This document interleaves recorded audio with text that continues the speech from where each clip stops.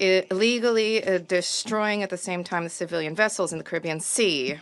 We, during the previous Security Council meeting, we all had an opportunity to see the fact that this artificial smoke screen is concealing the goal of U.S. military groups being shored up and the delivery of exerting tension on an independent state whose policy is not to the liking of Washington. It seems that the White House decided to remove from the mothballs the previously embraced practice of portraying combating terrorism as justification for blatant aggression and intervention in the affairs of sovereign states. And this time, the so-called foreign terrorist organization has been labeled as being the legitimate government of the Bolivarian Republic. Their attempts to convince us all of the mendacious view that decision of the U.S. authorities alone is enough in order to transform a sovereign state into a criminal enterprise, any acts of force against which can now be called a law enforcement operation and the defense of national interests. We see no point in delving on the absurd nature of the U.S. pseudo-legal methods, given how how significantly they fly in the face of international law and are inconsistent, especially given that in Washington themselves have sincerely recognized this. The statement of the U.S. President on the 16th of December does not need any additional interpretation. This is a direct claim on the natural wealth and the soil of another state, and an open, if not to state flagrant bringing to bear of military, political, and economic pressure with the aim of changing an inconvenient regime. The United States is already shoring up their practices with attacks of open piracy with the aim of seizing sovereign natural resources, which we all saw compellingly taking place in recent weeks. We firmly condemn the seizure by U.S. troops of petroleum tankers and the effective imposition of a blockade on Venezuela. The acts by the U.S. side run counter to all key norms of international law, including the UN Convention on Law of the Sea, Security Council resolutions, and the Charter itself of the United Nations. Colleagues, the illegal U.S. blockade on the coast of Venezuela is the most clear and absolutely real act of aggression. And the responsibility of Washington is also evident for the catastrophic consequences of such cowboy-like conduct for the residents of the country, which is now blockaded. Unfortunately, we have every reason to believe that these are not one-off acts by the U.S. vis-a-vis Venezuela. This intervention, which is unfolding, can become a template for future acts of force against Latin American states in accordance with the so-called Trump corollary and the Monroe Doctrine, which was enshrined in the recently published U.S. national security policy. And this is a clear message for all countries in the region who are striving to conduct a sovereign policy and to independently determine their own economic, political, and cultural system. In Washington, they are ready to respect your independence and take your interests into account only if you are willing to tailor them to the interests of the United States and to conduct a policy which is convenient to and beneficial to them. As soon as you attempt to try to benefit your own people, then then you would be treated the same way that Venezuela is being treated. So don't ask for whom the bell tolls. The bell tolls for you. We reaffirm our solidarity with the Venezuelan people as they face the trials before them. We support the policy of the government of Mr. Maduro, which is geared towards the protection of the national interest and sovereignty of the homeland. We believe that all of those for whom international law is not mere noise have an obligation to stand with Venezuela. We note that Caracas has consistently demonstrated a willingness to engage in dialogue, to cooperate with Washington, both in terms of effectively coordinating acts for countering narcotics trafficking, as well as to combat real, not imagined terrorism. By all accounts, support for a peaceful means of settling dispute and multilateral cooperation in these areas are something which are being advocated by all countries in the region, and yet, for some reason, for Washington, this is falling on deaf ears, and they are obstinately embracing their policy of destruction, which is fraught with grave consequences for the region and the world as a whole. We regret the fact that the new U.S. administration, which has been sober and pragmatic in its approach when it comes to other crisis situations, when it comes to Venezuela, it remains mired in approaches which itself actively criticizes. We trust that common sense will indeed prevail and that Washington will manage in time to halt, to prevent a fatal error which inevitably will undermine long-term U.S. national interests. The full-fledged armed conflict in Latin America, which remains for now a zone of peace, is the last thing that humankind needs right now. Humankind to whom President Trump promised an end to conflict. For now, unfortunately, the situation is not improving, and the United States, alas, continues to sow chaos in the Western Hemisphere, largely annihilating the benefits of the initiatives undertaken by the new U.S. leader and casting doubt on his sincere intentions in the global context. Thank you. I thank the representative of the Russian Federation for the statement, and I give the floor to the representative of China.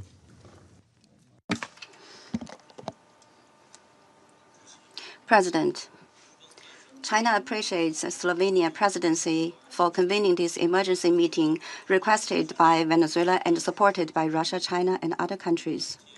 We thank ASD Chiari for his briefing. For some time now, under the pretext of combating drug trafficking, the United States have continued to increase its military deployment in the waters of the Caribbean off the coast of Venezuela. It has escalated sanctions, blockades, and military threats against Venezuela, and claimed to have sunk Venezuelan vessels, shot dead crew members, and seized oil tankers. It has designated the Venezuelan government as a foreign terrorist organization, claimed that Venezuela's territory, oil, and assets belong to the United States, and even threatened military strikes against the Venezuelan territory. The U.S. actions and the rhetoric have led to continued tensions in the region, raising serious concerns among regional countries and the international community. The UN Charter establishes fundamental principles governing international relations, including sovereign equality, non-interference in internal affairs, and peaceful settlement of disputes. They constitute the cornerstone of international rule of law and are crucial for maintaining world peace and security. The U.S. actions seriously infringe upon other countries' sovereignty, security, and legitimate rights and interests, gravely violate the UN Charter and the international law, and threaten peace and security in Latin America and the Caribbean. More and more countries in the region and beyond have voiced grave concern about and strong condemnation of the U.S. actions. We note that Secretary General Guterres has clearly stated the need for all countries to respect international law and the UN Charter, exercise restraint, and de-escalate tensions to preserve regional stability, and his readiness to play a mediation role to this end. China attaches importance to President Maduro's recent open letter. As an independent sovereign state, Venezuela has the right to independently develop mutually beneficial cooperation with other countries and defend its legitimate rights and interests, which should be respected and supported by the international community. China opposes all acts of unilateralism and bullying and supports all countries in defending their sovereignty and national dignity. We stand against any move that violates the purposes and principles of the UN Charter and infringes upon other countries' sovereignty and security, against the threat or use of force in international relations, against external interference in Venezuela's internal affairs under any pretext, and against illicit unilateral sanctions and long-arm jurisdiction that have no basis in international law or authorization by the Security Council. We call on the United States to heed the just call of the international community, immediately halt relevant actions, and avoid further escalation of tensions. We urge the United States to uphold the navigation safety of regional countries and the freedom and rights they enjoy under international law, to conduct normal law enforcement and judicial cooperation under bilateral and multilateral legal frameworks, to lift illicit unilateral sanctions, and to do more to promote peace, stability, and development in Latin America and the Caribbean. President, Latin America and the Caribbean constitute an important part of the Global South and are a vital force in maintaining world peace and stability and promoting global development and prosperity. China recently released its third policy paper on Latin America and the Caribbean. in which it reaffirms its support for the proclamation of Latin America and the Caribbean as a zone of peace and the declaration of member states of the Agency for the Prohibition of Nuclear Weapons in Latin America and the Caribbean. This fully demonstrates the high importance attached to and support for the region. China stands ready to work with countries in the region to strengthen solidarity and cooperation, uphold fairness and justice, and jointly safeguard peace and stability in Latin America and the Caribbean. Thank you, President. I thank the representative of China for the statement, and I give the floor to the representative of the United States. Thank you, Mr. President. Let me begin by stating and reiterating the United States does not recognize Nicolas Maduro or his cronies as the legitimate government of Venezuela. Nicolas Maduro is a fugitive from American justice and the head of the foreign terrorist organization Cartel de los Soles. In fact, Maduro and his regime stole the election, and the international community has the receipts. President Trump has been very clear that he is going to use the full power of the United States of America, the full might of the United States, to take on and eradicate these drug cartels which have operated with impunity in our hemisphere for far too long, and everyone knows it. The single most serious threat to this hemisphere, our very own neighborhood, and the United States, is from transnational terrorist and criminal groups. These cartels are not like the mafia. These cartels are sophisticated, very technically capable, well-financed, and are wreaking havoc in our region. In its own 2025 World Drug Report, the UN Office on Drugs and Crime identified Venezuela as the key trafficking route in the entire Western Hemisphere for illegal drugs and for illegal narcotics and materials entering the United States and increasingly Europe. The United States will impose and enforce sanctions to the maximum extent to deprive Maduro of the resources he uses to fund Cartel de los Soles, which the United States has designated as a foreign terrorist organization, along with Tren de Aragua. Important to this council meeting today, this includes profits from the sale of oil used to finance these cartels. The reality of the situation is that sanctioned oil tankers operate as the primary economic lifeline for Maduro and his illegitimate regime.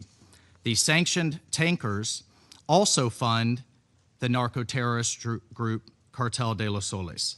Maduro is responsible for trafficking, using these resources and using these profits into both the United States and Europe. And one has to ask, why have sanctions, either bilaterally, unilaterally, or backed by the international community, if they're not enforced? Well, the United States under President Trump is enforcing them in international waters. Otherwise, they are just empty words. Further, not only does Maduro's illegitimate regime openly cooperate and fund terrorist and criminal organizations, but it invites terrorist groups like Hezbollah, like the Iranian regime, militias like the ELN and FARC dissidents to operate openly within their territory, unimpeded and unencumbered. Maduro's ability to sell Venezuela's oil enables his fraudulent claim to power and his narco-terrorist activities.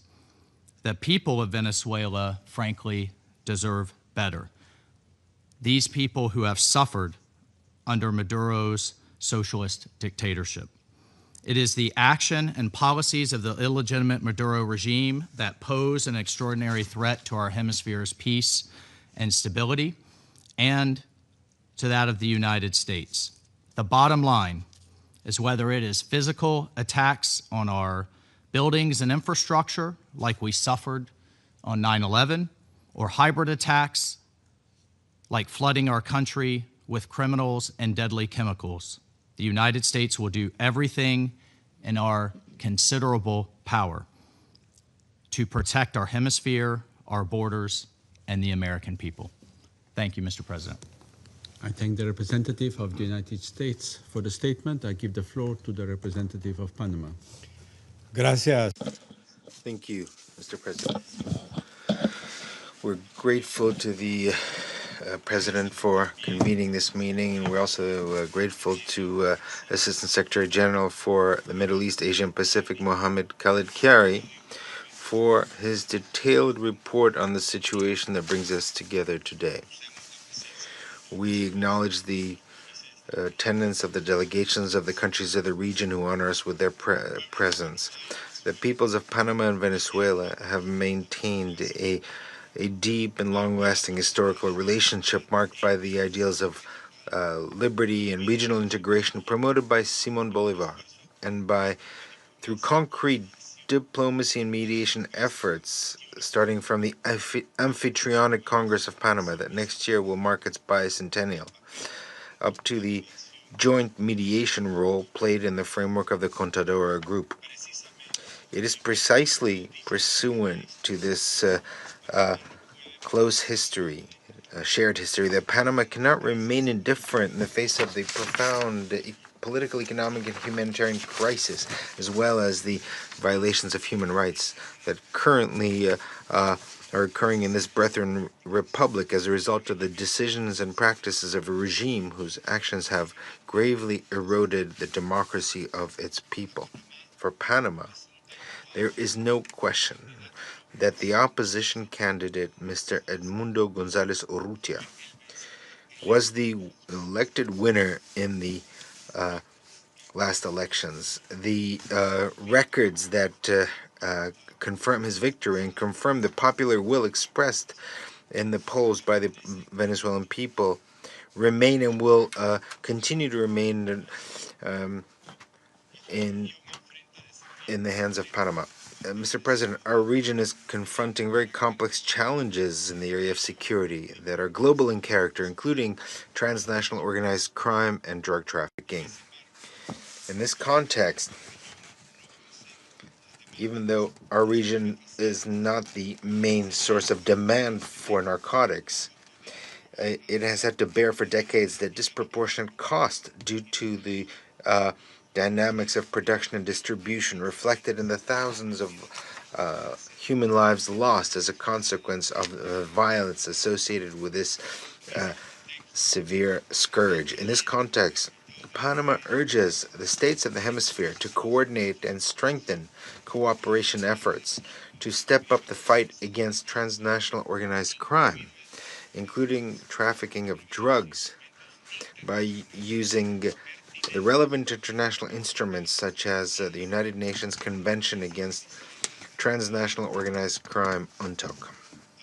At the same time, while sharing the legitimate concerns pertaining to drug trafficking and categorically rejecting any authoritarian regime, we would like to appeal for the respect of the UN Charter, and in particular its Article 2, that pertains to the sovereignty and territorial integrity of states, as well as the international legal human rights framework, including the right to life, freedom, and personal security. In this context, Panama notes with concern the recent security incidents recorded in the Caribbean Sea and the Pacific Ocean. These highlight the need to act strictly in adherence to international law and the UN Charter in order to avoid any escalation that could affect regional stability. As a transit country and with a maritime vocation, Panama will continue to advocate for any action that could affect the freedom of navigation, neutrality, stability, and peace in the oceans, that it be strictly in line with international law, including the United Nations Convention on the Law of the Sea, of which we are a party. The neutrality of the canal, enshrined in the international treaty signed between Panama and the United States in 1977, to which over 40 states have become parties, represents a fundamental guarantee for the free transit and stability. In this context, Panama reaffirms its commitment to preserve the aforementioned neutrality as a pillar of peace and regional and global stability, while it urges the states who have not yet signed on to this instrument to join it, thus contributing to international maritime peace, stability, and cooperation. Panama would like to make an appeal for dialogue and a peaceful and sustainable solution in Venezuela. And we believe that it is timely for the United Nations, especially the Secretary General, to use his mechanisms of preventive diplomacy to contribute to the de-escalation of tensions. Panama reiterates its clear and unshakable position in defense of the United Nations Charter and multilateralism as indispensable instruments to preserve regional peace and stability. In this framework, we would like to recall that Latin America and the Caribbean was declared a zone of peace 11 years ago and will continue to promote this condition so that the region preserves it, advocating constantly for respect for international law and human rights for the benefit and well-being of our peoples. Thank you. Representative of Panama for the statement, and I give the floor to the representative of the United Kingdom. Thank you, President. We thank ASG Khairi for his briefing, and we welcome the participation of many countries from the region. We have long been clear that Nicolas Maduro's regime claim to power lacks legitimacy. Venezuela's National Electoral Council has still failed to publish the full results of the July 2024 presidential elections after 18 months. Independent domestic and international reports observed significant irregularities and a lack of transparency. Meanwhile, political freedoms in Venezuela remain severely restricted. The human rights situation continues to deteriorate. Its political and judicial systems continue to erode. We remain deeply concerned about ongoing repression in Venezuela and the everyday struggles of Venezuelans. This includes extreme levels of poverty and failing basic services, which are precipitating a displacement crisis affecting the whole region. The United Kingdom stands firmly with the people of Venezuela in their pursuit of a democratic future. The voices of all Venezuelans need to be heard. They deserve a government which reflects their will at the ballot box. We will continue to work to achieve a peaceful, negotiated transition in Venezuela which ensures that the will of all Venezuelans is respected. As we said in October, drug trafficking and organized crime continue to endanger communities across the globe, undermining stability and putting our shared security at risk. We will continue to work with partners in Latin America and elsewhere to tackle this issue and address challenges. President, the United Kingdom reaffirms its unwavering commitment to the principles enshrined in the United Nations Charter. We believe these foundations are essential for maintaining global peace, security, and the rule of law. The UN Convention on the Law of the Sea is a cornerstone of international law on ocean-related issues. The United Kingdom will always support international law and the upholding of it. We continue to monitor this situation closely. Thank you. I thank the representative of the United Kingdom for the statement, and I give the floor to the representative of Sierra Leone. Thank you, Mr. President. Mr. President, I also thank ASG Khalid Kiari for his important briefing.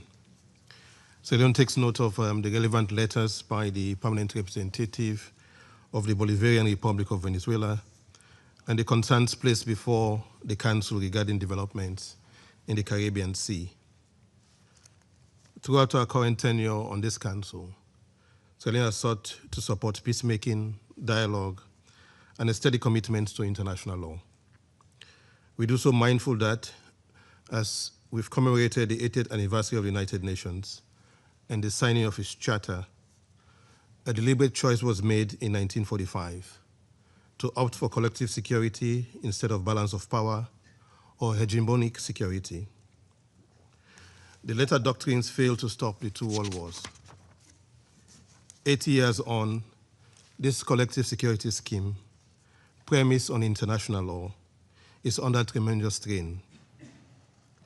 The system can only remain as strong and effective as well as share adherence to its principles, especially the sovereign equality of states, the peaceful settlement of dispute, and the prohibition on the threat or use of force. As we approach the end of our United Nations Security Council tenure, we've sought to defend the very principles all 193 member states have agreed to uphold. In that spirit, my delegation would offer the following observations. First, Sierra Leone recalls the importance attached by states of Latin America and the Caribbean to maintaining the Caribbean as a zone of peace. This approach reflects a preference for restraint and for resolving differences through dialogue. We recall the position of CARICOM heads of state and government, who reaffirm maintaining the Caribbean as a zone of peace and emphasize dialogue and engagement towards the peaceful settlement of dispute. We therefore encourage all concerned to keep this regional aspiration in view and to avoid steps that will heighten tensions or create misunderstanding or miscalculations. Second, Sierra Leone recalls and reaffirms the principle of permanent sovereignty of state over their natural resources. This is a well-established principle of international law that supports sovereign equality and development. It also reinforces that any disagreement relating to resources, economic measures, or associated activities should be addressed through the lawful and peaceful means, including appropriate dialogue and cooperation, as well as other methods of peaceful settlement of dispute rather than through coercion or force. Third, and most importantly, Sierra Leone underscores that the United Nations Charter provides the guiding legal framework for current interstate relations. Article 2, paragraph 4 obliges all states to refrain from the threat or use of force against the territorial integrity or political independence of any state. The Charter permits the use of force only in limited and clearly defined circumstances, such as when authorized by this Council under Chapter 7 or in the exercise of the inherent right of self-defense in response to an armed attack consistent with Article 51. These rules are central to international stability and are intended to prevent escalation, miscalculation, and illegal wars of choice. Mr. President, these principles are particularly relevant in the maritime domain. Sierra Leone recalls that the high seas are governed by international law, including the United Nations Convention on Law of the Sea, which codifies relevant customary international law applicable to parties concerned and provides a framework for navigation, maritime safety, and the peaceful use of the oceans. For many states, especially developing and small states, predictable maritime rules are essential to trade, development, and regional stability. Against this backdrop, Sierra Leone notes the report of incidents at sea involving the use of force and loss of life. Without prejudging the facts, we emphasize a general point of law. When states respond to transnational challenges, whether illicit trafficking, organized crime, or terrorism, those responses must remain consistent with the Charter and other applicable rules of international law, including relevant maritime rules and international human rights law. In that regard, Sierra Leone also recalls that outside a situation of armed conflict, the use of lethal force is subject to strict constraint under international human rights law, including the protection of the right to life.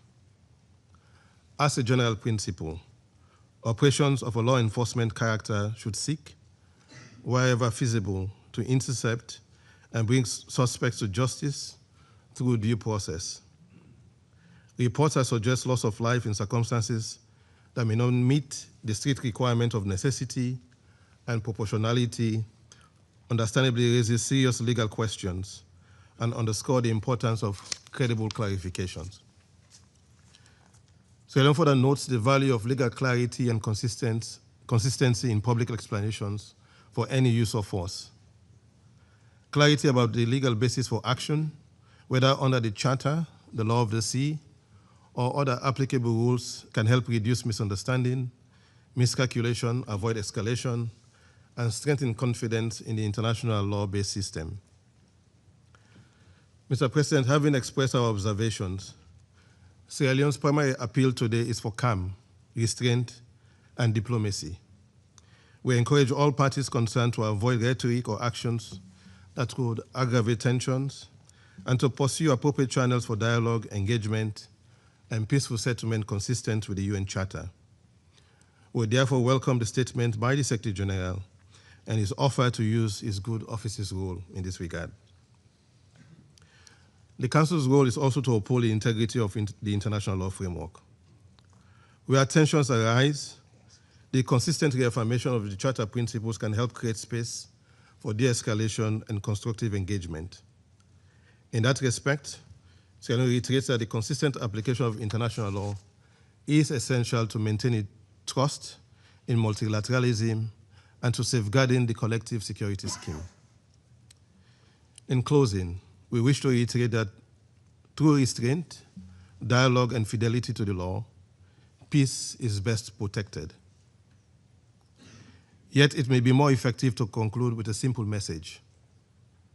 Let peace reign, and blessed are the peacemakers. I thank you.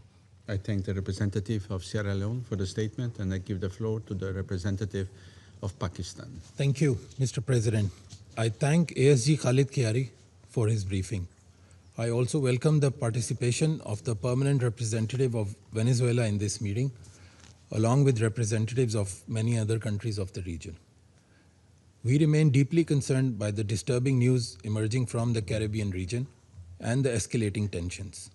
We take note of Venezuela's letters addressed to the President of the Security Council and that of yesterday, 22nd December, sharing its perspective on these developments and highlighting the potential risks to regional peace, security, and stability that require the attention of the Council.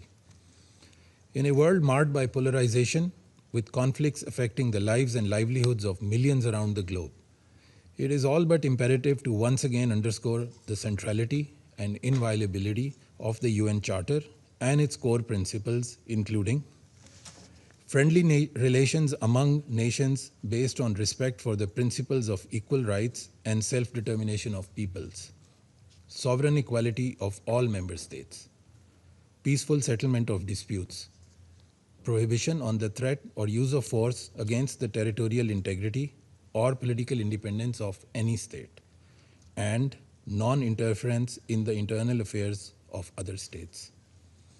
Any unilateral measures that run contrary to these cardinal principles and the tenets of international law risk setting dangerous precedents with far-reaching consequences.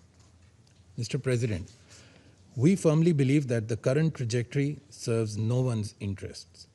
The path of confrontation and zero-sum approaches do not bode well for peace and tranquility in the region. Any action that negatively impacts vital economic lifelines, exacerbates humanitarian challenges, and closes the doors to dialogue must be avoided. We firmly believe that the principles of sovereignty, territorial integrity, and political independence of states, as enshrined in the UN Charter, are sacrosanct. We also reiterate our support for the principles reaffirmed by UN General Assembly Resolutions 1803 and 3171 on permanent sovereignty over natural resources, endorsing the inalienable right of peoples and nations to freely dispose of their wealth, including natural resources. My delegation reiterates once again our consistent and principled position that any measures undertaken to counter transnational organized crime or cross-border narcotics, drug trafficking must be undertaken in a cooperative manner and should remain in full conformity with international law. Mr. President, allow me to conclude by calling upon all sides to exercise maximum restraint, to de-escalate tensions, and to refrain from any actions that could further aggravate the situation.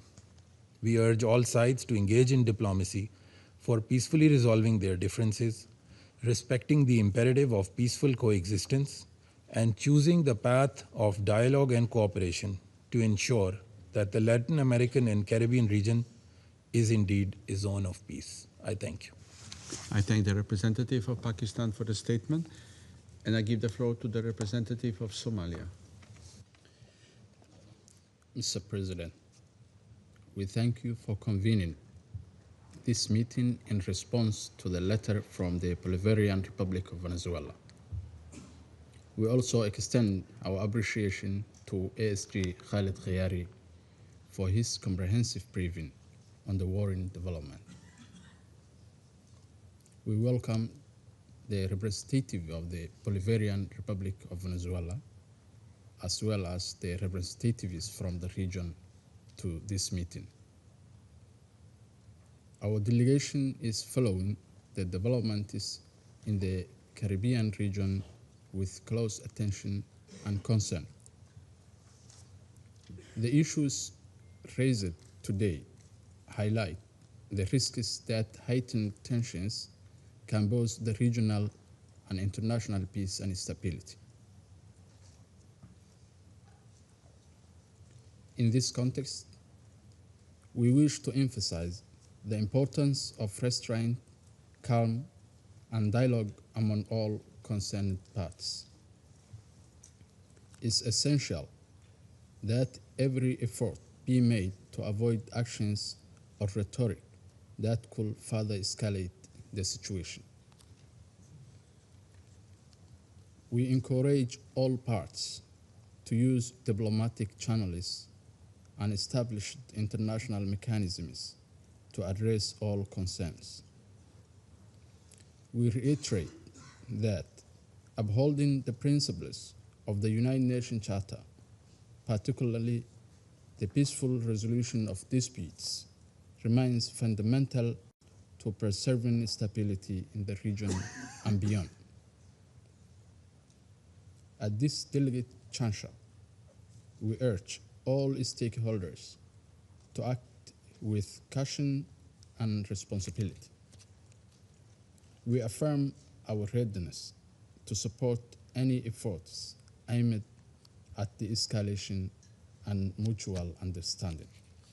I thank you. I thank the representative of Somalia for the statement. I give the floor to the representative of Greece. Thank you, Mr. President. I would like to thank ASG Chiari for his briefing, and I also welcome the participation of many countries of the region in the meeting. Greece continues to follow developments in the Caribbean region closely and is concerned by the further escalation of tensions. We join the Secretary General in advocating for de-escalation, the exercise of maximum restraint, and respect for international law, particularly the United Nations Charter. I would like to make 3 points, Mr. President. First, we call for the peaceful resolution of any disputes through dialogue and diplomacy. In any case, adherence to international humanitarian law and the protection of civilians remains vital. Second, we caution against an escalation that would also pose a threat to maritime security in the Caribbean and could have repercussions for the wider regional stability. In this context, upholding the law of the sea, specifically the United Nations Convention on the Law of the Sea, remains of paramount importance. Third, we fully support the region's effort to combat drug trafficking and fight organized crime, which may constitute serious threats to regional and international security. Those activities should ideally be pursued through law enforcement and judicial cooperation channels with a view to disrupting criminal organizations and dismantling their business models. In conclusion, Mr. President, Greece stands ready to support all bilateral, regional, and international efforts for a de-escalation in the region through dialogue and diplomacy in line with international law and international humanitarian law. I thank you. I thank the representative of Greece for the statement. I give the floor to the representative of Guyana. Thank you, Mr. President. I thank ASG Chiari for his comprehensive briefing and welcome the participation of the permanent representative of Venezuela and representatives of other member states from our region in today's meeting. Colleagues, this Council is tasked with the solemn responsibility of the maintenance of international peace and security in accordance with the United Nations Charter. It is not an exaggeration to say that peace and security in our region are gravely threatened, meriting the Council's urgent attention. Guyana is among those states most affected by these threats. In defiance of international law, including the express orders of the International Court of Justice, Venezuela has, by presidential decree and legislative enactment, purported to unlawfully annex more than 2/3 of Guyana's sovereign territory. It has built up its military forces adjacent to our territory to threaten us with outright seizure of it. Disregarding the universally recognized international boundary between our two states, it has allowed and facilitates the transport of illicit drugs into Guyana while illegally mining Guyanese gold and smuggling it out of our country.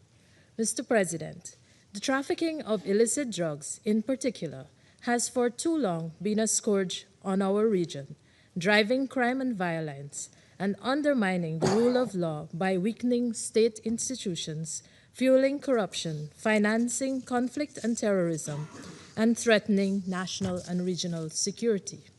There has been a consistent but thus far unsuccessful effort by leaders in our region to disrupt the criminal networks, some of them state sanctions, that fuel this cycle of destruction. Meanwhile, the threat to our security has grown more urgent and more acute. We cannot put off any longer the decisive action that is required to address it. But none of us can hope to accomplish this acting alone. As such, we once again stress, as we did on 10th October, that supporting and strengthening collaboration with our international partners, especially those in South, Central, and North America and the Caribbean, is both essential and urgent. We must act collectively in a manner that preserves the stability of our region, long recognized as a zone of peace and which enhances the safety and security of our peoples. The ambition to pursue healthy, safe, and prosperous lives for all our peoples can only be realized in an environment of sustained peace and stability. This requires cooperation and collective action among all states committed to these ends. Guyana is fully committed to such partnerships and pledges its utmost support. I thank you. I thank the representative of Guyana for the statement, and I give the floor to the representative of the Republic of Korea. Thank you, Mr. President. I thank ASG Chiari for his comprehensive briefing. The Republic of Korea is closely monitoring the recent development related to Venezuela and is attentive to the security concerns raised by the relevant parties. The need to address transnational organized crime, including drug trafficking, is an issue the international community cannot ignore. At the same time, respect for sovereignty, territorial integrity, as well as protection of civilians remain core values that the United Nations Charter seeks to uphold.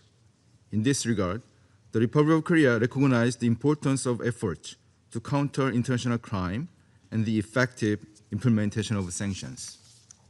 Moreover, we believe it is equally important that such measures are carefully managed so they do not escalate into military tensions that could undermine peace and stability in the region. We firmly believe that transnational issues of this nature can best be addressed by taking cooperative approach by regional parties.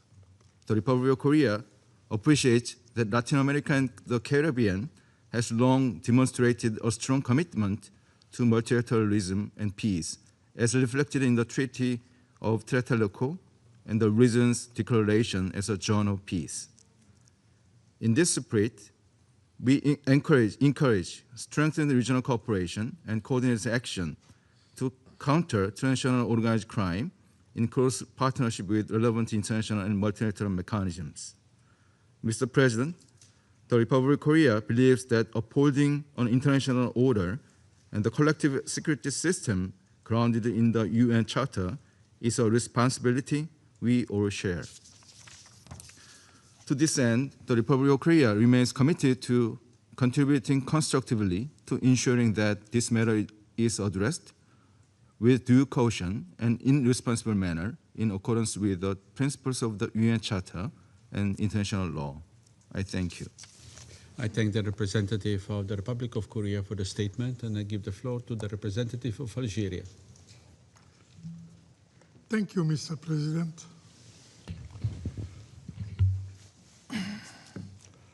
At the outset, I would like to thank you for convening this meeting at such a critical moment.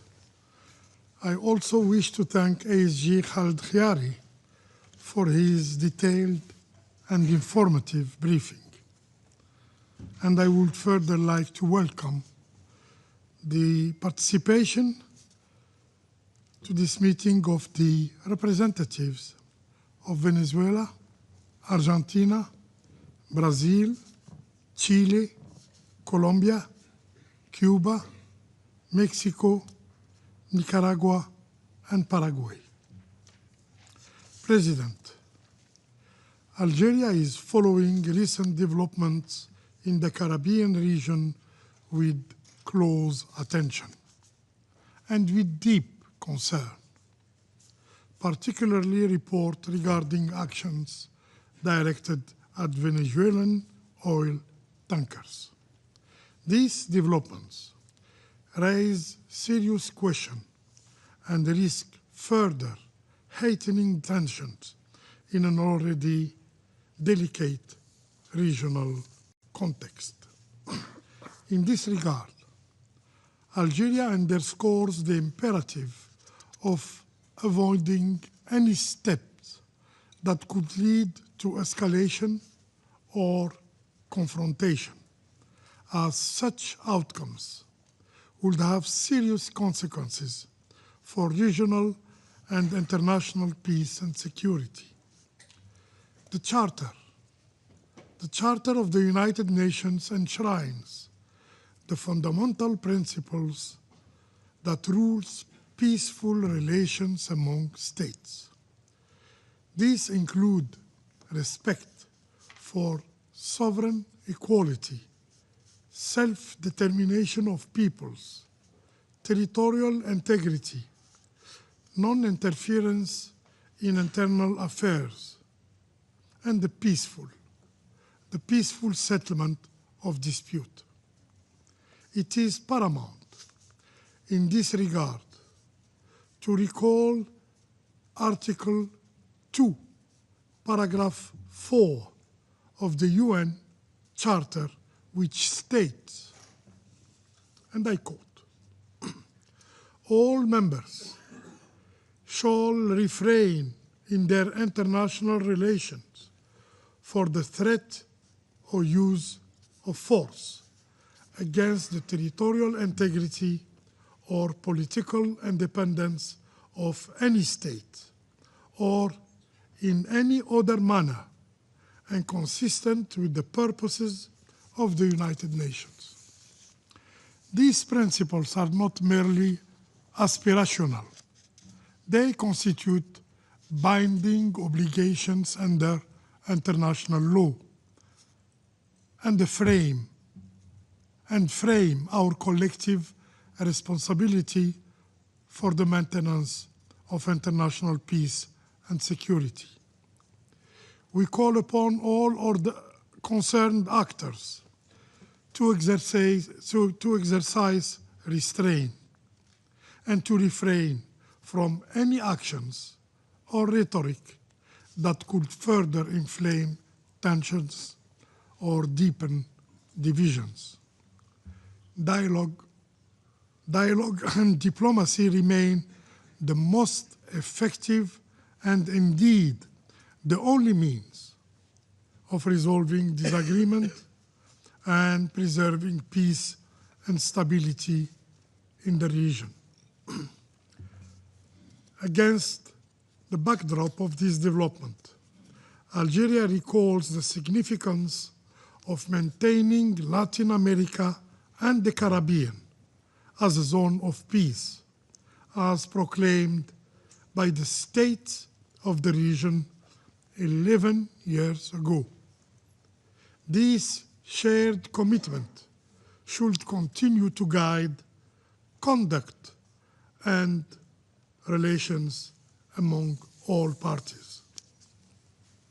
In this context, Algeria encourages regional organizations, including CARICOM and the Organization of American States, to play a constructive role in fostering an environment conducive to dialogue, supporting impartial mediation efforts, and avoiding actions that could aggravate tensions or further polarize the situation in Venezuela. President, the fight against drug trafficking and transnational organized crime constitutes a common challenge, particularly in Latin America and the Caribbean. Addressing this threat requires shared responsibility, as no state can confront it effectively in isolation.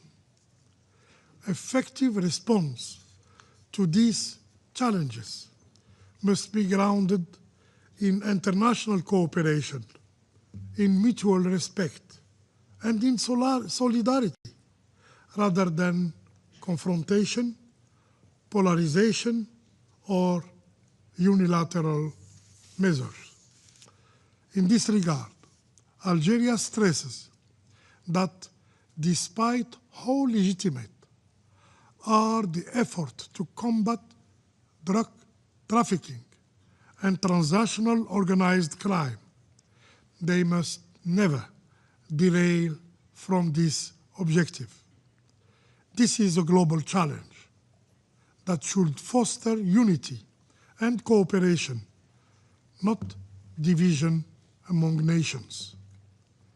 In conclusion, President, Algeria calls on all parties to adhere strictly to the principles and purposes of the Charter of the United Nations.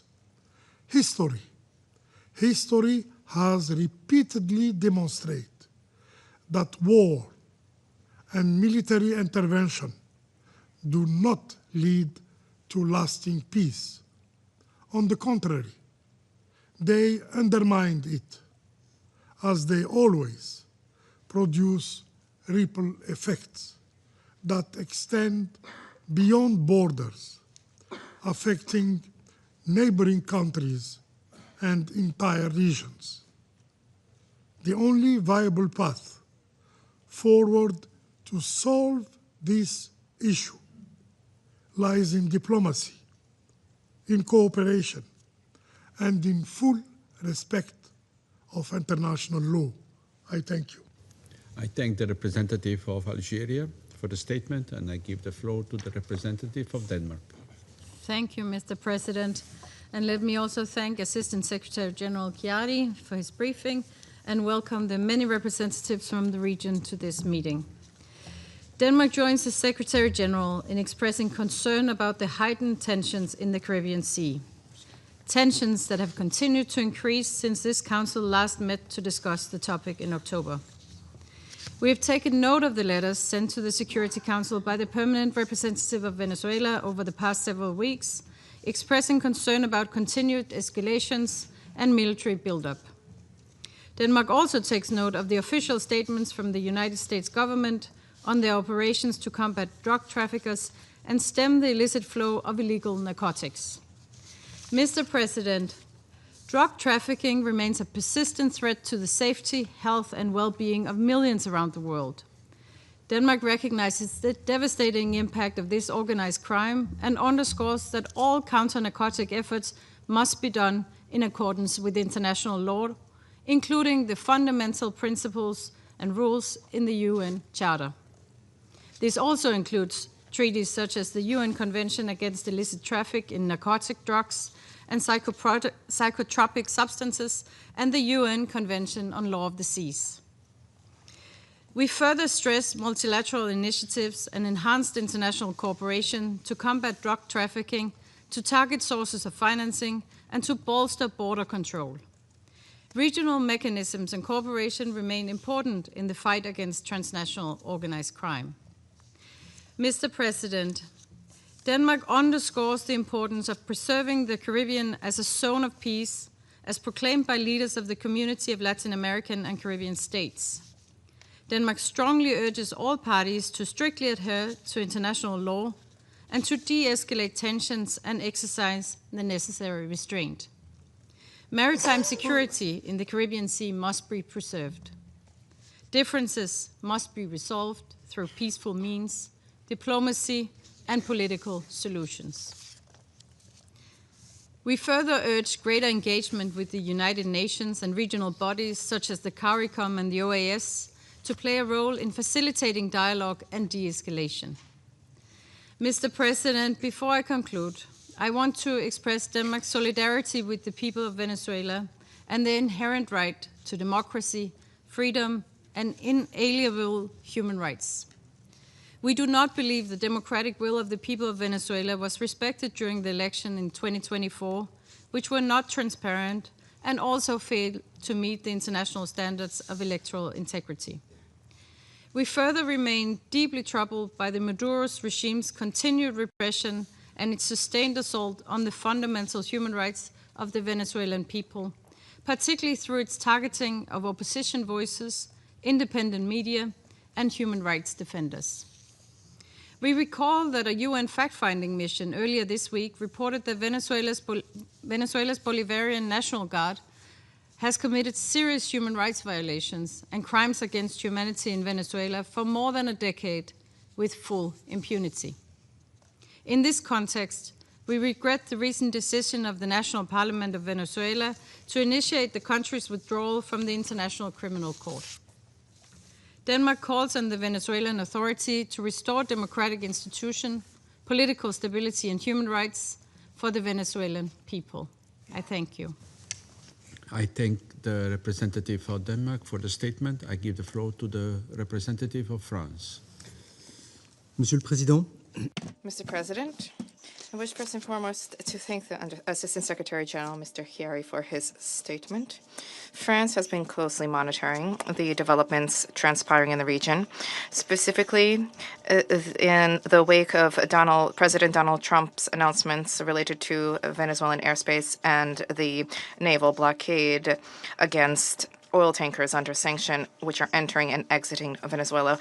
We call for avoidance of all escalation that may threaten peace and security in the region and beyond.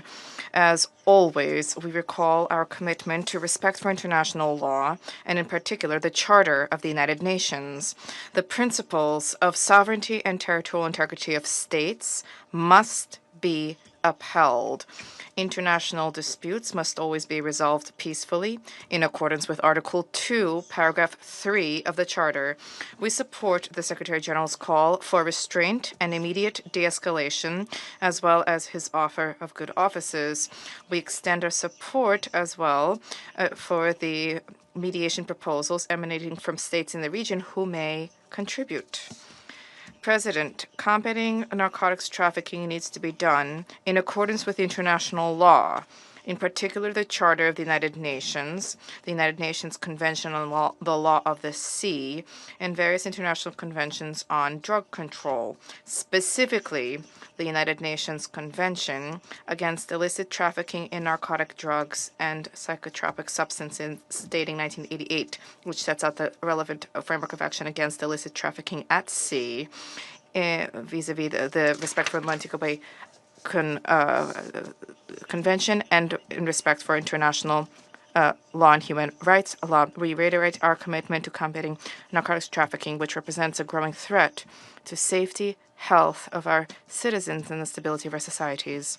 To that end, we have beefed up our judicial and police-related means as these bodies are working to enhance cooperation among states of origin, transit, and springboard states. This cooperation is bearing fruit, as has been reflected recently with our contribution to the disbanding by the Panamanian authorities of a significant drug trafficking network with the destination of various European countries, including France, at the international airport, Panama Tocumen Airport. France reiterates our support for multilateral initiatives to dry up financing sources for trafficking networks and to beef up border control, specifically through mobilization for the establishment of a dedicated European sanctions regime for organized crime. To conclude, we wish to recall our solidarity with the Venezuelan people as they grapple with the political crisis. A dialogue in bringing in all stakeholders is necessary to restore stability in the country. Thank you. I thank the representative of France for the statement. I shall now make a statement in my capacity as as representative of Slovenia. I want to thank Assistant Secretary General Chiari for his briefing. Colleagues, Slovenia remains gravely concerned about the current tensions in the Caribbean region, which have intensified since the Council last discussed the situation. Steps involving an increased military presence carry a serious risk of an unintentional escalation and must be avoided to ensure that the Southern Caribbean does not become a theater of confrontation. We reaffirm our position on the obligation of all member states, large and small, to respect international law, particularly the Charter of the United Nations. Principles of sovereignty, territorial integrity, and independence form the cornerstone of the collective security framework and must be respected, not only when one feels threatened. We note that international law also serves as the anchor in addressing maritime security challenges, including efforts to suppress illicit traffic in narcotic drugs, as well as ensuring the safety of maritime navigation. Colleagues, Slovenia is deeply troubled by the potential wider repercussions of these tensions for a region already facing unprecedented migration pressures. At this critical moment, it is imperative that member states exercise restraint and work to de-escalate the situation in order to preserve regional stability. Measures typically reserved for wartime undermine Latin America and the Caribbean as a zone of peace and should be avoided to the fullest extent possible. On the other hand, we remain deeply alarmed by the persistent humanitarian and human rights challenges confronting the Venezuelan people, as reported by High Commissioner for Human Rights, as well as today by Assistant Secretary General Chiari. Against a backdrop of worsening economic and social hardship, restrictions on political and civic space continue to intensify. We are equally concerned by reports of the detention of dozens of foreign citizens who have been denied communication and access to their diplomatic and consular representatives, a clear breach of fundamental obligations under international law, in particular those enshrined in the Vienna Conventions. We call on Venezuelan authorities to fully uphold these obligations and, based on the rule of law, create the conditions necessary for a credible, inclusive, and meaningful political dialogue that respects the will of Venezuelan people. To conclude, as in any other conflict, there is no military solution to disagreements between the United States and Venezuela and the tensions in the Caribbean. We welcome and encourage initiatives by regional leaders aimed at pursuing peaceful avenues for de-escalation. I resume my function as President of the Council. I now give the floor to the representative of the Bolivarian Republic of Venezuela.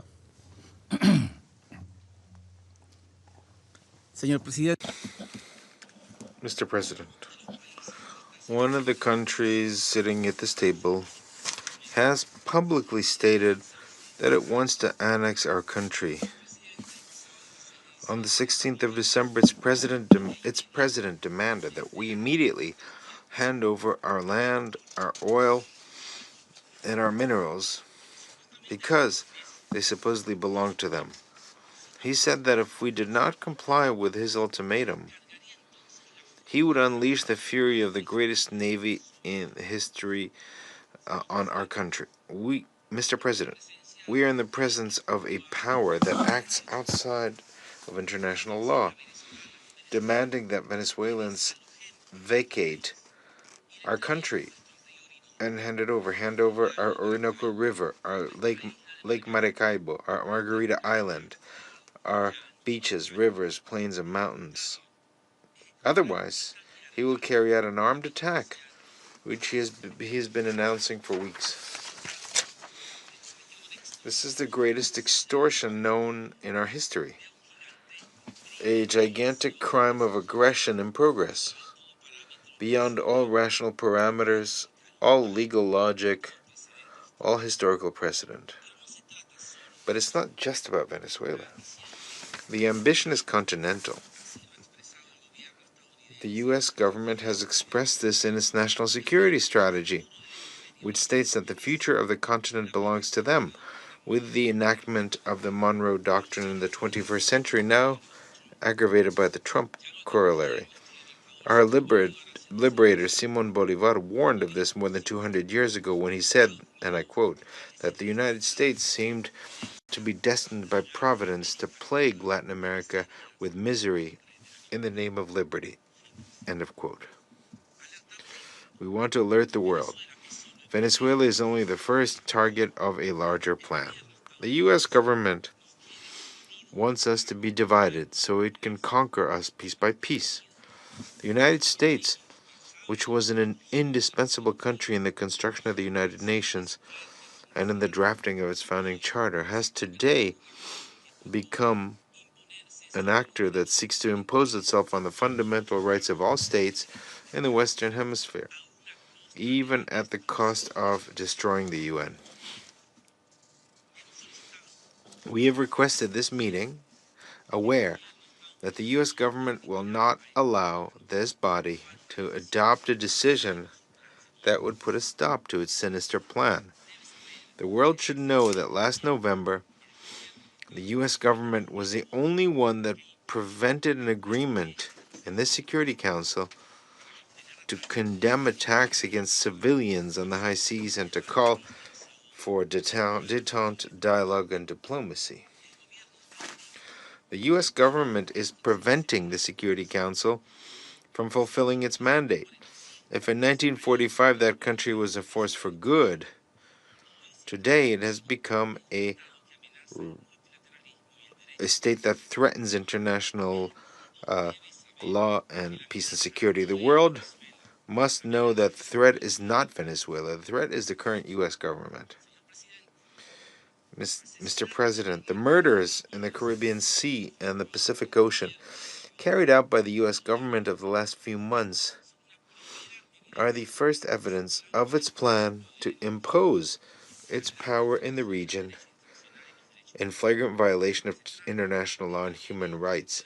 There have been more than 29 attacks resulting in more than 101 victims, non-combatant civilians, in the absence of armed conflict, who were coldly murdered, violating their right to the presumption of innocence and due process. Let it be clear once and for all that there is no war in the Caribbean. There is no international armed conflict, nor is there a non-international one, which is why it is absurd for the U.S. government to seek to justify its actions by applying the rules of war. The invocation of Article 51 of the United Nations Charter to explain terrorism against civilians, masked by the argument of self-defense, is a perverse distortion of the law, attempting to turn small unarmed boats in the Caribbean, thousands of kilometers from the United States, into alleged perpetrators of an armed attack with weapons of mass destruction.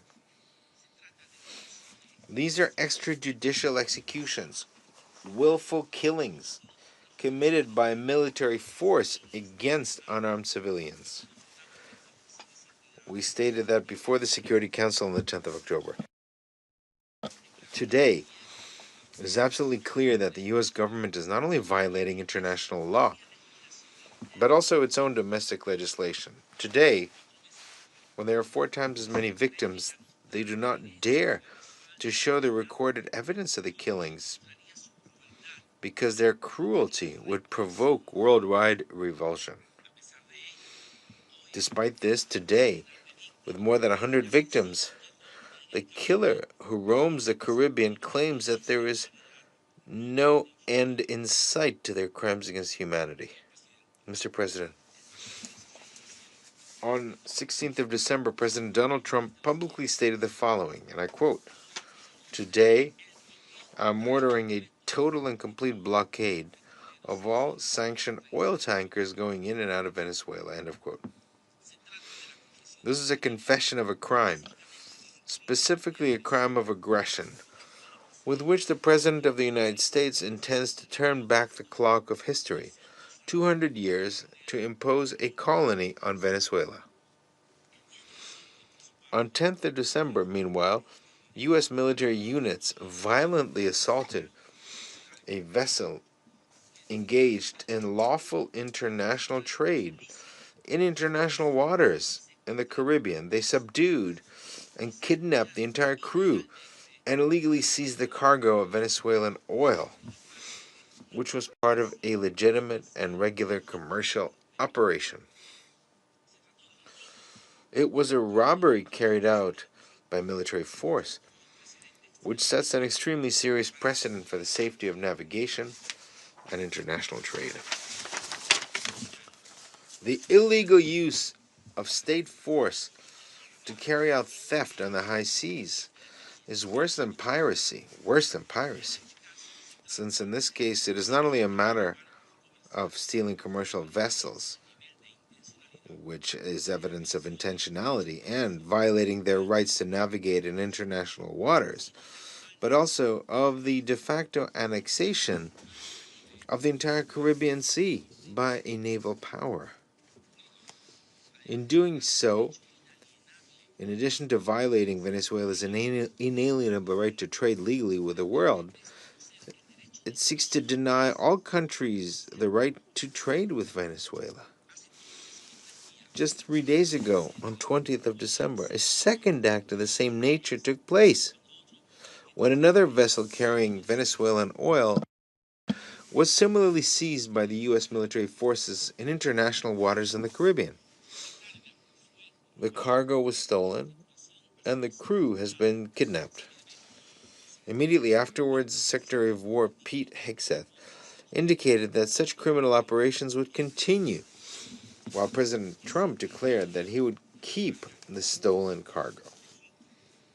So I'd like to ask, what right does the United States government has to appropriate to date almost 4 million barrels of Venezuelan oil? This alleged naval blockade is essentially a military act aimed at laying siege to the Venezuelan nation, degrading its economic and military apparatus, weakening its social and political cohesion, and causing internal chaos to facilitate aggression by external forces. That is, it's an armed attack. This has been stated by President Trump himself, who is also violating the right to existence of the entire Venezuelan people by deliberately denying them the essential means for their subsistence.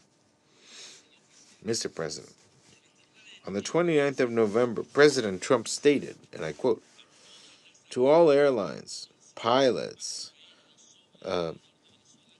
Please consider the airspace over and around Venezuela as completely closed, end of quote.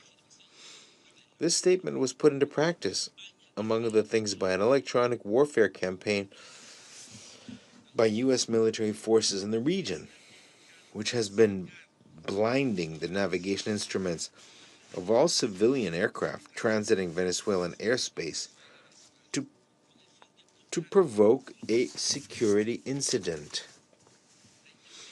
Electronic interference in the Caribbean has nearly caused at least 2 tragedies involving U.S. civilian aircraft that were seconds away from colliding with aircraft belonging to their own country's air force.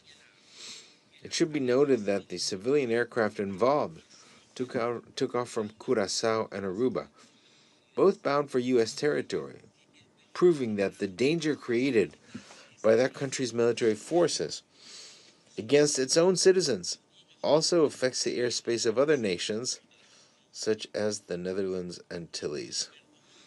There can be no doubt the U.S. government poses a threat to the entire region, which has been declared a zone of peace since 2014. As we warned this body on the 9th of October, this type of behavior, combined with a series of unreported military incursions into Venezuela's flight information region, non-notified, unreported, is an attempt to provoke a direct confrontation. In other words, to fabricate a provocation that would allow Article 51 of the United Nations to be falsely invoked. The U.S. government, the aggressor, requires its propaganda apparatus to present it to the world as a country under attack, to initiate an armed conflict. We denounce this dangerous manipulation and assure the world that we will not lose our composure in defending the peace of our nation. Let us repeat, the threat is not Venezuela. The threat is the U.S. government. This set of proven facts cannot be viewed in isolation. They must be understood as a cumulative process of aggression that increases the destructive impact on the Venezuelan nation. They constitute illegal acts of direct use of armed force against a nation that is at perfect peace and has no conflict whatsoever with the United States. Unfortunately, the Security Council could miss an opportunity to stop the criminal plans of the U.S. government due to the abusive way in which the U.S. government exercises its power in this body. Today, the red line has been crossed, and the U.S. government bears international responsibility for the ongoing aggressions. Mr. President, we are facing a massive violation of the entire international legal architecture. It is a grotesque offense that violates every civilizational norm. Today, the U.S. government is imposing chaos and destruction on international relations, just as the evil actors who caused the Second World War did. The peremptory norms of international law, jus cogens, which are universally accepted and form a part of humanity's cultural heritage, are being ignored by the U.S. government, including the prohibition of aggression, the prohibition of crimes against humanity, and the right to self-determination. Article 2 of the Charter of the United Nations establishes guiding principles for international relations that the U.S. government is flagrantly violating. We refer to the principle of legal equality of states, as well as the principle of refraining from the use of, or the threat of the use of force against the territorial integrity and political independence of states. The Universal Declaration of Human Rights establishes that every individual has the right to liberty and security of a person. Similarly, the International Covenant on Civil and Political Rights, to which the United States is a party, establishes life as an inherent right of every person, which no one may be arbitrarily deprived of. This central instrument also prohibits the deprivation of the means of subsistence of entire peoples. The Geneva Convention of the High Seas, to which the United States is also a party, establishes not only the right to freedom of navigation, but also that no state shall legitimately claim sovereignty over any part of the high seas, as these are open to all nations. The jurisprudence established by international courts confirms in turn that the principles of non-intervention in the internal affairs of states, refraining from the use or the threat of force, and respect for sovereignty are part of customary international law as reflected in judgments dating from 1986 to the present. General Assembly 1803 on the permanent sovereignty over natural resources establishes that the violation of such rights is contrary to the spirit and principles enshrined in the UN Charter. General Assembly Resolution 2625 establishes that a war of aggression constitutes a crime against peace, that it entails responsibility, and that another state shall not acquire the territory.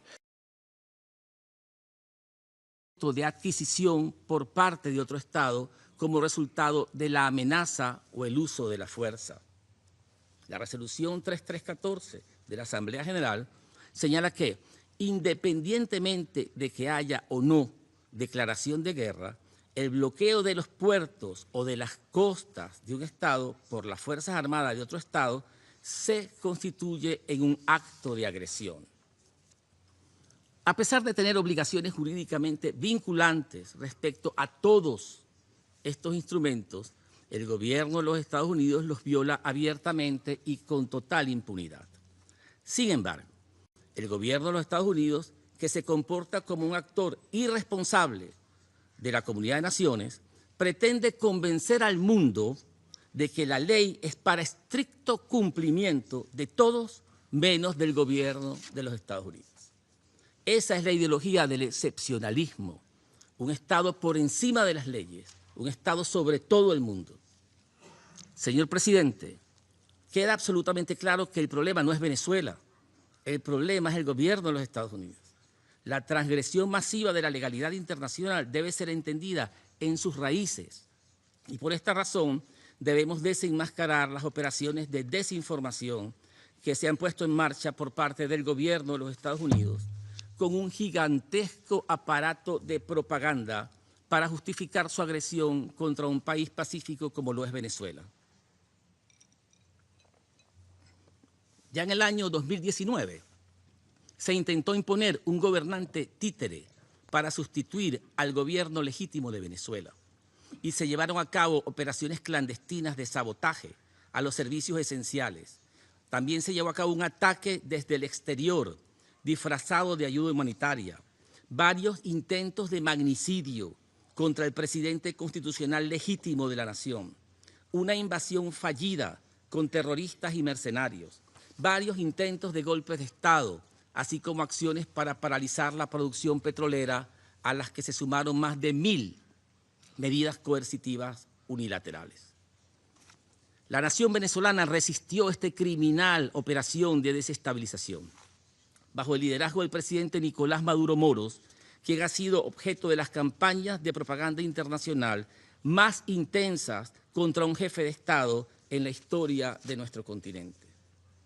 Hoy, en el 2025, ante el fracaso de todos los intentos anteriores, algunos grupos políticos en Estados Unidos necesitan una justificación para el uso directo de la Fuerza Armada. Las narrativas ensayadas por la maquinaria de propaganda han sido cambiantes, incoherentes, pero sobre todo falsas. Veamos las evidencias.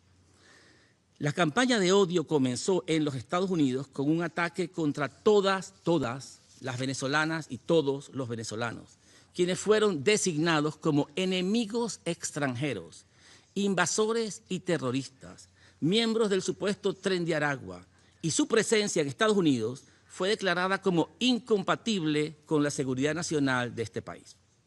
Luego, se estigmatizó a todos nuestros connacionales como narcotraficantes y aún más se ha afirmado que en su gran mayoría son peligrosos delincuentes, escapados de cárceles y hospitales psiquiátricos. Se trata de una campaña xenofóbica y racista, como no se había visto una desde la Segunda Guerra Mundial contra otra nacionalidad de migrantes. Estamos en presencia de un clásico ejemplo de propaganda de guerra. No existe conexión alguna con la realidad, no existe evidencia, ni necesidad de presentarla, solo repetición de incoherencias con la esperanza de confundir, de crear una niebla que permita la agresión. Uno de los mayores creadores de la propaganda en el gobierno de los Estados Unidos durante la invasión a Irak lo dijo de un modo muy claro, cito, ahora somos un imperio y cuando actuamos creamos nuestra propia realidad. Y mientras ustedes estudian esa realidad, nosotros volveremos a actuar creando otras realidades que ustedes también podrán estudiar. Y así es como se resolverán las cosas. Somos los actores de la historia y ustedes, todos ustedes, solo podrán estudiar lo que hacemos. Fin de la cita. Señor presidente, las máscaras hoy se cayeron. Todas las excusas infotóxicas para envenenar a la opinión pública se enfrentan a la crudeza de los altos funcionarios del gobierno de los Estados Unidos, cuando anuncian que el objetivo real no es la droga, no es la seguridad, no es la libertad, es el petróleo, son las minas, es la tierra. El 16 de diciembre, el presidente de Estados Unidos expresó que, cito, Venezuela está completamente rodeada por la armada más grande jamás reunida en la historia de Sudamérica. Esta solo crecerá y la conmoción para ellos será como nunca antes la han visto, hasta que devuelvan a Estados Unidos todo el petróleo, las tierras y otros activos que nos robaron, todo lo cual debe ser devuelto inmediatamente. Fin de la cita. El 17 de diciembre, el subjefe de gabinete de la Casa Blanca, Stephen Miller, informó que toda la industria petrolera venezolana pertenece a Estados Unidos y exigió su devolución. El 20 de diciembre, el secretario de Guerra, Pete Hegseth, afirmó que el bloqueo contra Venezuela se mantendrá en plena vigencia hasta que nuestro país devuelva a los Estados Unidos los activos supuestamente robados. Todo esto significa que el gobierno estadounidense reclama como suyo la mayor reserva de petróleo del mundo, lo que sería uno de los mayores actos de expoliación en la historia de la humanidad. Esta absurda afirmación confirma que no hay límite alguno en la adicción del gobierno de los Estados Unidos por el petróleo y que todas las excusas esgrimidas en relación con nuestro país han sido parte de una cortina de humo. Es un plan de conquista y colonización que no tiene cabida en el siglo XXI. Un plan de extorsión que nos exige entregar a nuestro patrimonio y nuestro país a cambio de que las tropas estadounidenses no disparen contra nuestro pueblo. La afirmación descabellada, según la cual el petróleo venezolano pertenecería a los Estados Unidos bajo el argumento de una supuesta deuda histórica, no tiene sustento jurídico, político o histórico, es simplemente inexistente. Ninguna creencia, y aún más una imaginaria, como en este caso, otorga a un Estado el derecho de recurrir al uso de la fuerza, ni mucho menos de apropiarse de manera unilateral de los recursos naturales de otro Estado. Aceptar tal lógica equivaldría a admitir que debido a la gigantesca deuda que los propios Estados Unidos mantienen con países como China, Japón o Reino Unido, pudiera justificar legalmente el ataque, bloqueo o total confiscación de activos y recursos estadounidenses, lo cual resulta evidentemente absurdo y contrario a cualquier orden jurídico. Conviene además recordar que en la relación energética entre Venezuela y Estados Unidos ha sido Venezuela el país históricamente desfavorecido, debido a esquemas comerciales y condiciones económicas injustas que beneficiaron durante décadas a la parte estadounidense. Venezuela se mantiene firme en la defensa de relaciones de cooperación energéticas basadas en la igualdad y beneficio mutuo, promovidas sobre la base de la igualdad soberana y el respeto para ambas partes. Se trata entonces de una de las proposiciones más deshonrosas y viles que hemos recibido en toda nuestra historia y la repudiamos desde lo más profundo de nuestro honor patriótico. La verdad es brutal y criminal. El gobierno de Estados Unidos amenaza con un ataque armado a Venezuela para satisfacer a las grandes corporaciones petroleras, particularmente a ConocoPhillips y ExxonMobil, pionera en el robo del petróleo venezolano.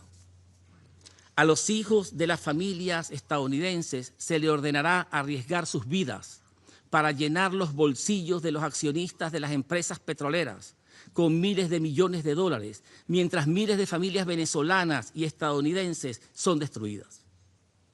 Se trata de sangre por petróleo. Sangre por petróleo no es una propuesta noble, es indigna y es inaceptable. Guerra por petróleo es la propuesta de la muerte, la misma que le ofrecieron a Irak, a Siria, a Libia y a tantos otros. La conducta del gobierno estadounidense confirma la cínica frase de la propaganda de las guerras por petróleo que afirma, cito, es lamentable que Dios haya puesto el petróleo de los Estados Unidos en el territorio de otras naciones. Fin de la cita. Es la guerra de saqueo y pillaje con una bandera sacada del foso de los valores humanos. Debemos enfatizar que la propuesta del gobierno de los Estados Unidos, aunque fracase, constituye un atentado contra todo el sistema de relaciones internacionales y de manera especial contra el sur global, cuyos pueblos son considerados inferiores por el actual gobierno estadounidense. Este Consejo de Seguridad pierde sentido si el gobierno de los Estados Unidos persiste con su propuesta demoledora. Nadie está a salvo, nadie. No hay principios para regir nuestros países y nuestros pueblos. De allí la importancia de que este órgano pueda cumplir a cabalidad su mandato y a cuyos efectos exigimos condene explícitamente esta agresión en curso, desde las ejecuciones extrajudiciales hasta los actos de piratería. Exigimos también que adopte las medidas necesarias para que el gobierno de Estados Unidos repliegue sus fuerzas militares, ponga fin al uso de la fuerza y levante el bloqueo unilateral que ha impuesto contra nuestro país. Y por último, exigimos que se inicie un proceso de rendición de cuentas para sancionar estos hechos y prevenir su repetición. De lo contrario, se trata de la consolidación de un mundo oscuro, sin principios, sin ideales, gobernado por la violencia y el deshonor. Es el mundo sin las Naciones Unidas. Repetimos, Venezuela no es la amenaza es el incumplimiento del derecho internacional. El mundo sabe que de continuar la escalada de ataques armados, nosotros ejerceremos con toda determinación nuestro derecho inalienable a la legítima defensa, con arreglo al artículo 51 de la Carta de las Naciones Unidas. Afortunadamente, el futuro puede ser diferente. Todos hemos visto cómo, a pesar de la propaganda guerrerista, la gran mayoría del pueblo de los Estados Unidos rechaza cualquier intento de guerra con Venezuela y exige el fin de la agresión en repudio a la destructiva ideología de las guerras sin fin. No existe tensión alguna entre los pueblos de los Estados Unidos y Venezuela. No existe.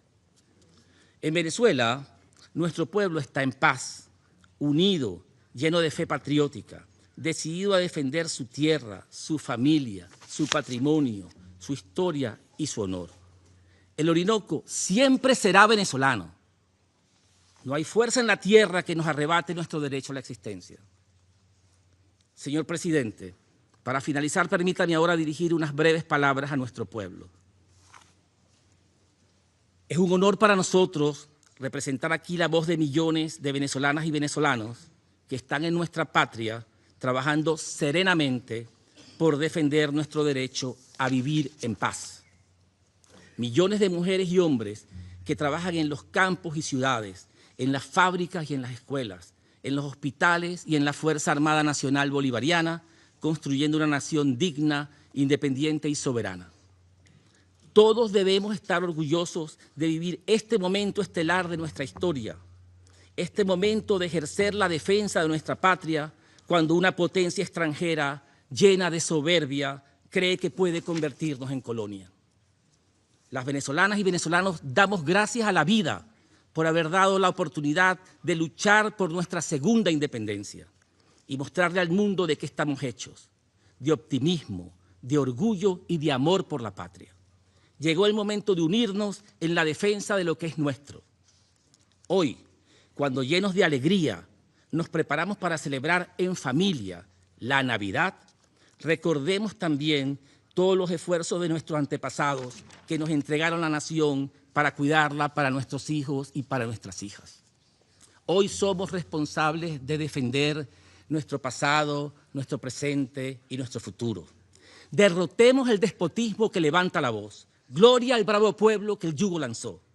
Hermanas y hermanas, juntos venceremos. Feliz Navidad para todas y todos. Muchas gracias, señor presidente. I thank the representative of Venezuela for the statement.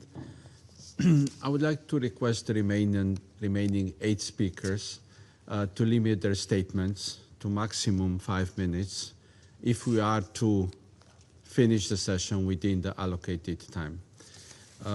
I give now the floor to the representative of Colombia. Señor presidente, quisiéramos agradecer al subsecretario Chiari por su valioso reporte. Las recientes actividades militares efectuadas por los Estados Unidos en el mar, así como las declaraciones públicas realizadas al más alto nivel por el gobierno de Estados Unidos, están generando tensiones en una región que, hasta ahora, se ha caracterizado por la estabilidad y la convivencia pacífica. América Latina y el Caribe se ha proclamado como una zona de paz, sustentada en principios claros: la proscripción de la amenaza y el uso de la fuerza, la solución pacífica de controversias, la promoción del diálogo y el multilateralismo,